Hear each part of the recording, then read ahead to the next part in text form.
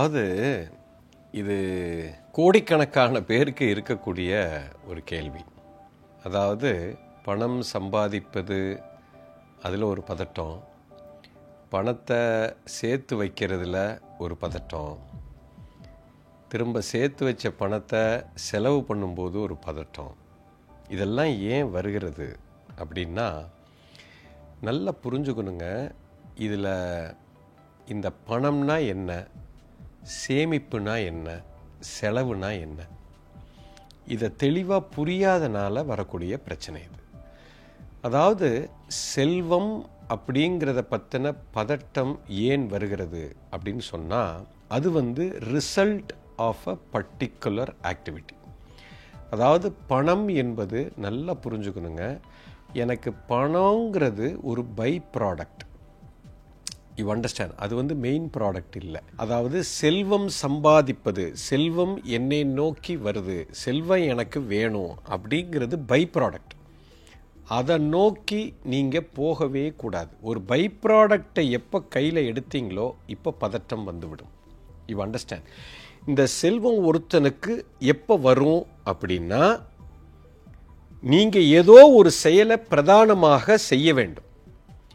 அந்த செயலை, அது என்னவா வேணாலும் இருக்கலாம், அது ஒரு வேலையாக இருக்கலாம், ஒரு தொழிலாக இருக்கலாம், ஒரு சர்வீஸாக இருக்கலாம், ஒரு வேல்யூ, ஏதோ ஒரு வேல்யூவை நீ கரெக்டாக செஞ்சுக்கிட்டே இருந்தால் இது வந்து கொண்டே இருக்கும். அப்போது என்னுடைய கவனம் இந்த பணம்ங்கிற வரவில் இருக்கக்கூடாது. ஏன்னா இது பை ப்ராடக்ட், இதை நீ ஒன்றும் பண்ண முடியாது. உன்னுடைய கவனம் முழுக்க இங்கே இருக்க வேண்டும். இப்போ நான் ஒரு ஆஃபீஸில் வேலை பார்க்குறேன், நான் வேலையை திறம்பட நான் செய்தால் எனக்கு ப்ரமோஷன் கிடைக்கும், நான் வளர்ந்துக்கிட்டே போவேன், எனக்கு இது வந்துக்கிட்டே இருக்கும். அப்போ என் கவனம் இதில் இருக்கக்கூடாது, பை ப்ராடக்டில் இங்கே தான் இருக்க வேண்டும். இப்போ நான் ஒரு தொழில் பண்ணுறேன், ஜவுளி கடை வச்சுருக்கேன், ஒரு ஹோட்டல் தொழில் நடத்துகிறேன், ஒரு ரியல் எஸ்டேட் பண்ணுறேன், கன்ஸ்ட்ரக்ஷன் பிஸ்னஸில் இருக்கேன், ஒரு ப்ரொஃபஷனில் இருக்கேன். இப்போ நான் இந்த வேலையை நான் சிறப்பாக நான் செய்ய செய்ய செய்ய என்னிடத்தில் மக்கள் குவிந்து கொண்டே இருப்பார்கள். என்னை தேடி உலகமே நிற்கும். அப்போ என்னை தேடி உலகமே நிற்கும் போது எனக்கு ஆட்டோமேட்டிக்காக இந்த செல்வம் வந்து கொண்டே இருக்கும். அப்போது என்னுடைய கவனம் இதில் இருந்ததுன்னா நான் பதட்டம் தான் இருப்பேன். ஐயோ எனக்கு வருமா வருமா வருமான். அடே, உன் கவனத்தை இங்கே வைக்கக்கூடாது, உன் கவனத்தை அத்தனையும் இங்கே வைக்க வேண்டும். இது பை ப்ராடக்ட். அப்போது நான் என்னோட மெயின் விஷயத்தில், என்னுடைய வேல்யூ, நான் என்ன சர்வீஸ் கொடுக்க போகிறேன், என் வேலையை நான் என்ன செய்ய போகிறேன், என் திறமையில் தான் என் கவனம் இருக்க வேண்டும், பை ப்ராடக்டில் இருக்கக்கூடாது. இது பாயிண்ட் நம்பர் 1. அடுத்தது சேமிப்பு. சேமிப்புங்கிறது எதை நோக்கி இருக்குது? ஃப்யூச்சரை பற்றி இருக்குது. அப்போது அதுக்கு எனக்குன்னு ஒரு பிரின்சிபிள் இருக்கணும்.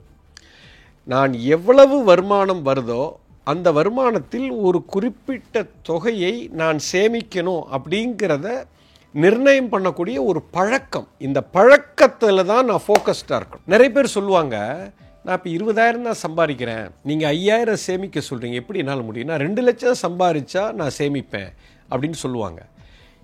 20,000 உன்னால் சேமிக்க முடியலன்னு சொன்னால் 2 லட்சத்தில் உன்னால் சேமிக்கவே முடியாது. 20 லட்சம் வந்தாலும் நீ சேமிக்க மாட்ட, 2 கோடி வந்தாலும் சேமிக்க மாட்ட. சேமிப்புக்கும் வரவுக்கும் சம்பந்தம் இல்லை. அது ஒரு ஹேபிட், இது ஒரு குணம். 2 ரூபா வந்தாலும் நீ அதில் 5 காசு நீ சேமிக்க பார்க்கணும். 200 ரூபா வந்தாலும் அதில் ஒரு 10 ரூபாய் நீ சேமிக்கிற பழக்கம் உனக்கு இருக்கணும். It is a habit. சின்ன வயசில் பார்த்தீங்கன்னா எங்கள் வீட்டில் ஒரு குட்டியாக அந்த உண்டியல் ஒன்று கொடுப்பாங்க, அதை உடச்சி தான் எடுக்கணும். உனக்கு பாக்கெட் மணி இருந்ததுன்னா அதில் எல்லாத்தையும் அதில் போட்டு வைன்னு ஒரு பழக்கம். இது ஒரு ஹேபிட்டுங்க. ஒரு செல்வத்தை சேமிக்கிறதுங்கிறது ஒரு ஹேபிட்டு. அதுக்கும் வரவுக்கும் சம்பந்தமே இல்லை. இந்த ஹேபிட்டை நீங்கள் டெவலப் பண்ணிக்கிட்டே போனீங்கன்னா இந்த சேமிப்பில் பதட்டமே இருக்காது.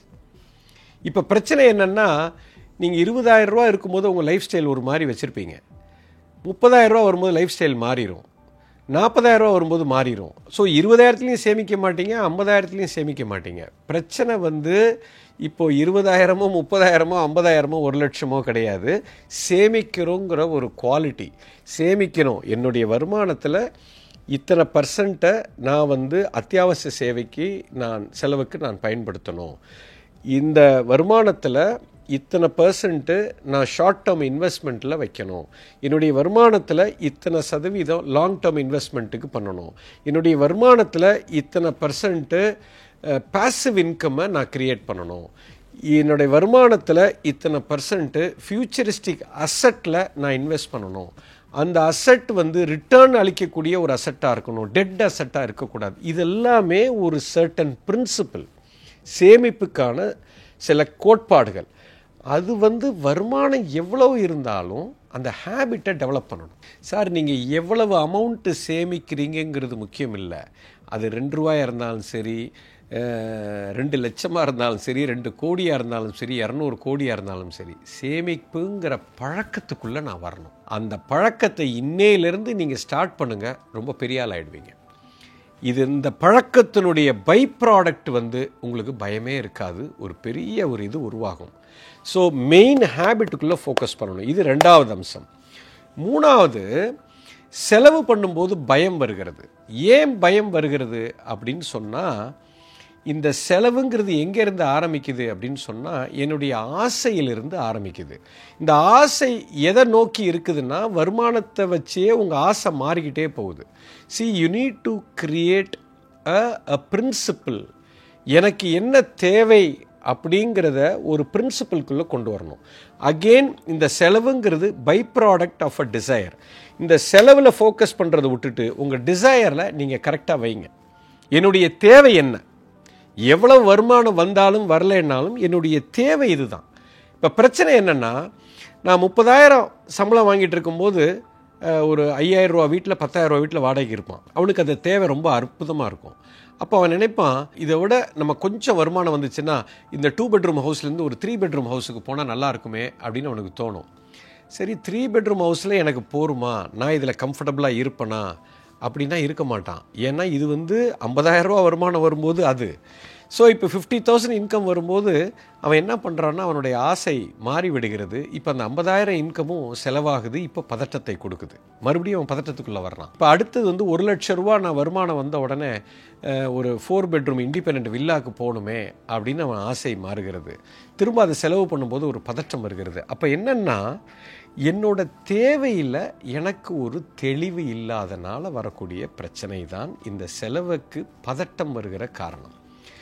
எனக்கு இதுதான் தேவை, இதை நான் அடைஞ்சே தீரணும் அப்படின்னு இது இருந்தால் எனக்கு பர்ஃபெக்ட் அப்படிங்கிற ஒரு தெளிவான ஒரு ஆசையில் ஒரு தெளிவான சிந்தனையோ அல்லது ஒரு தெளிவான முடிவு இல்லாதனால அந்த செலவு நமக்கு பதட்டத்தை கொடுக்குது. இப்போ எனக்கு இன்னைக்கு நான் ஒரு விஷயத்தை நான் இதை செஞ்சே ஆகணும், இது எனக்கு தேவை, அது எத்தனை லட்சம் இருந்தாலும் நான் அதை செய்வேன். அப்படி என் மனசுக்குள்ள ஒரு கன்விக்ஷன் வந்துருச்சுன்னா, அத்தனை லட்சத்தை நான் கொடுக்கும்போது எனக்கு கவலையே பட மாட்டேன் நான்.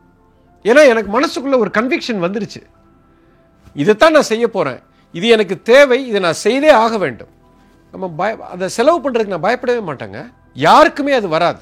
ஆனால் இப்போ நான் எதுக்காக இதை செய்கிறேன், எனக்குள்ள அந்த கன்விக்ஷன் இல்லைங்கும் போது தான் நான் பண்ணுற ஒரு 10 ரூபா பண்ணால் கூட நமக்கு பதட்டம் வரும். இதை நான் சரியாக பண்ணுறேனா, இது கரெக்டா, இதை நான் செய்யலாமா வேண்டாமா, ஏன்னா அங்கேயே குழப்பம் இருக்குது, அந்த இடத்துல தெளிவில்லை. ஸோ அந்த பதட்டம் செலவு இது ஒரு பை ப்ராடக்ட், இதோட மூலம் வேற எங்கேயோ இருக்கிறது. ஸோ ஒரு மனிதன் இந்த பயத்திலிருந்து இந்த பதட்டத்திலிருந்து எல்லாம் வெளியில் வரணும்னா ஃபஸ்ட்டு என்னோட பிரின்சிப்பிளில் நான் தெளிவாக இருக்கணும். நான் கொடுக்க போகிற வேல்யூ இதுதான் எனக்கு செல்வத்தை ஈட்டு தரப்போகிறது. அதுக்கப்புறம் நான் உருவாக்க போகிற ஹேபிட்டு இதுதான் என்னுடைய சேமிப்பை உருவாக்க போகிறது. அதுக்கப்புறம் எனக்கு கிரியேட் பண்ணக்கூடிய டிசையர், இதை நான் தெளிவாக இருக்கும்போது இதுதான் என்னுடைய செலவை நிர்ணயம் பண்ண போகிறது, எனக்கு உண்டான பதட்டத்தை எடுக்க போகிறது. இந்த 3 விஷயத்தில் நீங்கள் ஃபோக்கஸ் பண்ணிங்கன்னா இந்த 3 விஷயம் உங்களுக்கு எந்த பதட்டமும் கொடுக்காது, தெளிவாக நீங்கள் இருப்பீங்க. ஸோ ஒரு காலகட்டத்தில் உங்கள் சேமிப்பும் எங்கேயோ போயிடும், வரவும் எங்கேயோ போகும், உங்களுடைய செலவு பயமில்லாமல் நீங்கள் செய்வீர்கள். இதுதான் இதற்கு பின்னாடி இருக்கிற சூட்சமம். மெயின் விஷயத்தில் கவனம் வைங்க, பை ப்ராடக்டை பார்க்கவே பார்க்காதீங்க. இது எப்போ சரியாக இருக்கிறதோ இந்த 3ம் உங்கள் வாழ்க்கையில் தெளிவாக இருக்கும், பயம் இருக்காது, சேமிப்பு வளர்ந்து கொண்டே போகும், செல்வமும் வந்து கொண்டே இருக்கும். இதுதான் மிகப்பெரிய ரகசியம். எஸ்.